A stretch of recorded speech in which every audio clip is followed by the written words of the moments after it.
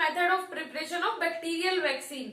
देखिए बहुत सारे व्यूअर्स के कमेंट आ रहे थे कि मैम बायोटेक स्टार्ट करवा दीजिए। हाँ, बायोटेक स्टार्ट वैसे तो हो गई थी, 3rd यूनिट स्टार्ट, उसमें हमने इम्यूनिटी के बारे में पढ़ लिया था, हाइपर सेंसिटिविटी, एमएससी वगैरह के बारे में हमने पूरा डिस्कस कर लिया था। लेकिन वो यूनिट अभी क्या था, उसके टॉपिक्स एक दो बार ही एक दो वीडियो में ही कंप्लीट हो गए हैं। लेकिन अब हम स्टार्ट करने वाले हैं general method of preparation of bacterial vaccine. Important topic है, एग्जाम के हिसाब से भी बहुत इंपॉर्टेंट है। इससे टॉपिक आपका एक क्वेश्चन आपका जरूर बनेगा वैक्सीन से।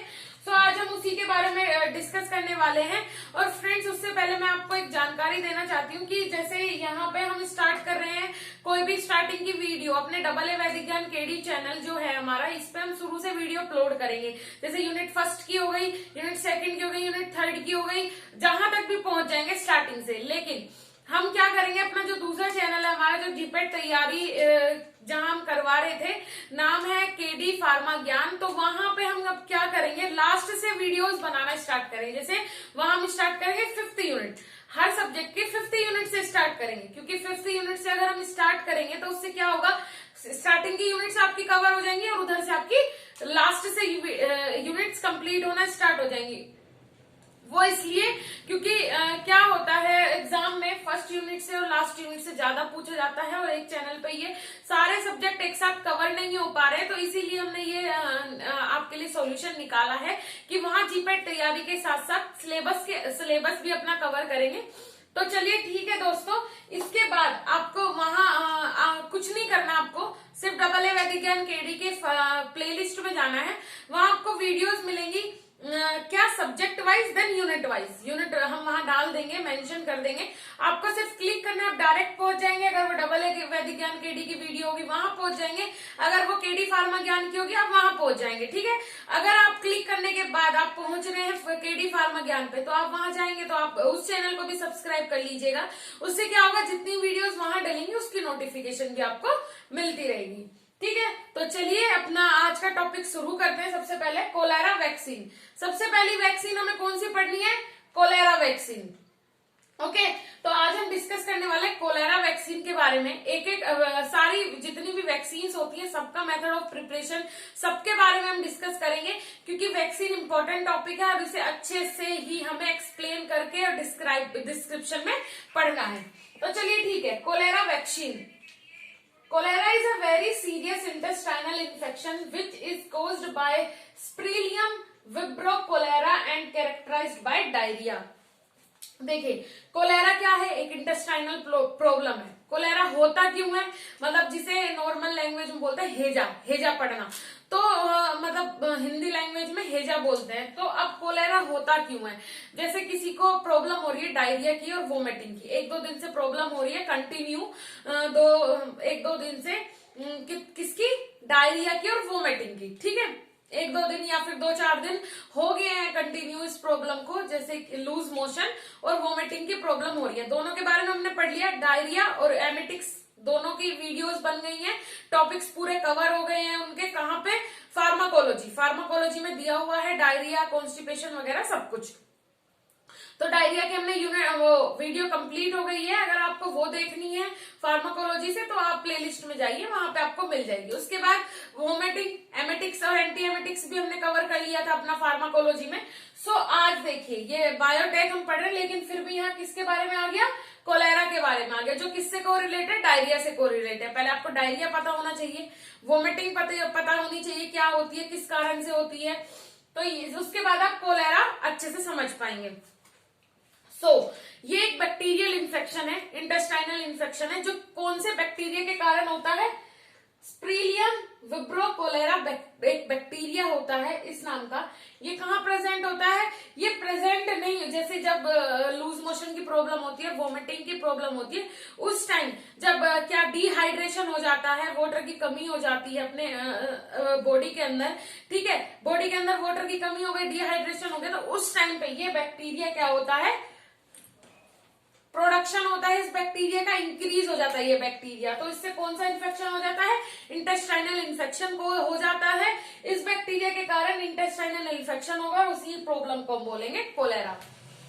ओके इसमें बहुत ज्यादा पेन हो सकता है, इंटेस्टाइन में पेन लॉन्ग टर्म मतलब बहुत लंबे टाइम से, जैसे कि बोल सकते हैं 3-4 दिन से दुखन टाइप की होती है, या फिर बोल सकते हैं कुछ चुभन, ऐसा नहीं होता कुछ पिंच हो रहा है स्टमक के अंदर, तो वो यही प्रॉब्लम होती है। ठीक है, अब सेकंड पॉइंट देखते हैं। Cholera vaccine is a homogeneous suspension which is prepared from killed cholera vibrios strain which is having high antigenic efficacy and purity. देखिए कोलेरा क्या होता है, कोलेरा वैक्सीन बनाई कैसे जाती है। ठीक है, प्रिपरेशन हमें देखना है कोलेरा वैक्सीन का।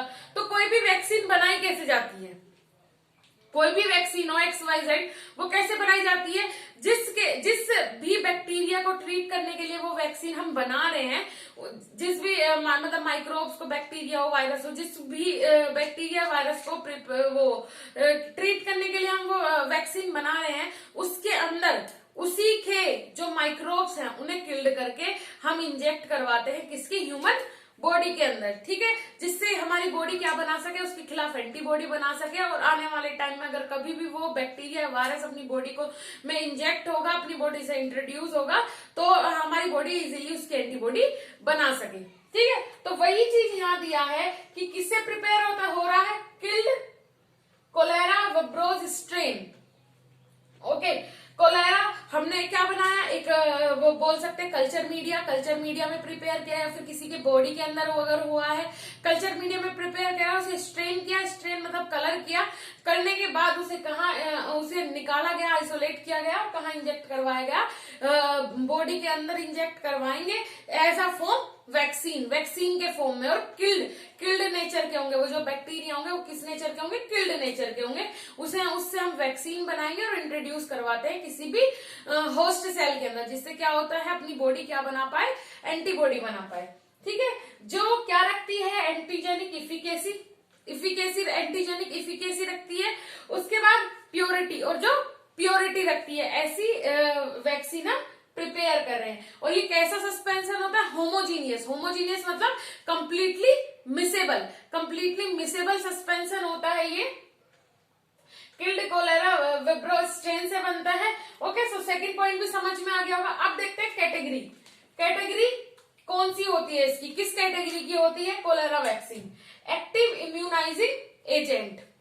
कैसी होती है, एक्टिव इम्यूनाइजिंग एजेंट होता है, मतलब इम्यून सिस्टम को एक्टिवेट कर देती है। उसके बाद डोज, इसका डोज कितना दिया जाता है, for adults and childrens over 10 year initial dose is 0.5 ml, second dose is 1.0 ml after an interval of 4 to 6 days।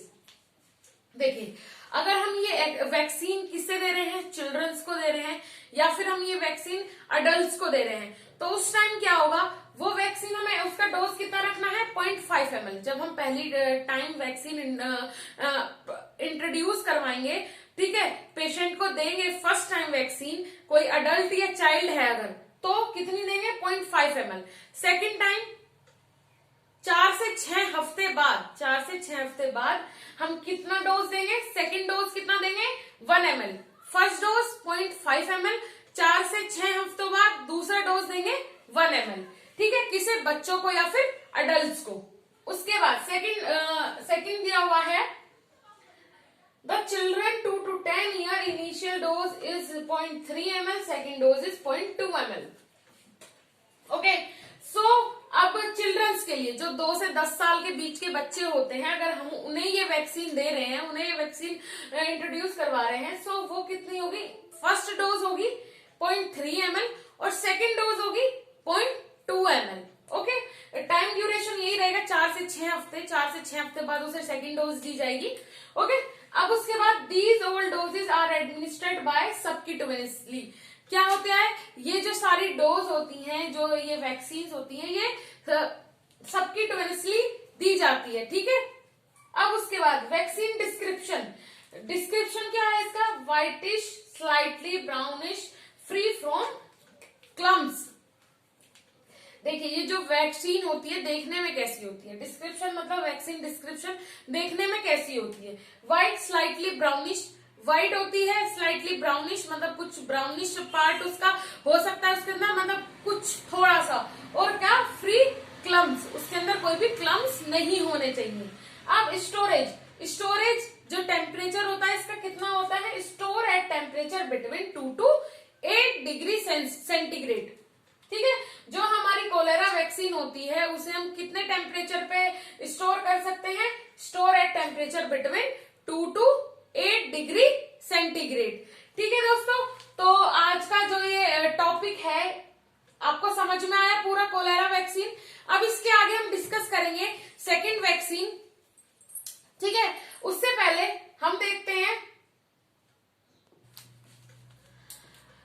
ये भी देखना जरूरी है कि इसकी लेबलिंग कैसे होगी। लेबलिंग में मैं आपको बता दूं, लेबलिंग पे हम बाहर लिखेंगे पीएच कितना होता है, उसके बाद ये अडल्ट के लिए कितना डोज दिया जाता है, किसके लिए हम ये दे रहे हैं, जैसे चिल्ड्रन के लिए है तो बाहर हम मेंशन करेंगे चिल्ड्रन के लिए कितना डोज देना है, कितने कितने टाइम इंटरवल के बाद देना है। ठीक है, ये सारी चीजें हम इस पे लेबल करेंगे, और ये सब चीज लेबलिंग में हम मेंशन करेंगे। ठीक है, तो चलिए दोस्तों, आज का ये टॉपिक हमारा यही फिनिश हुआ, फिर मिलेंगे अपनी नेक्स्ट वीडियो में।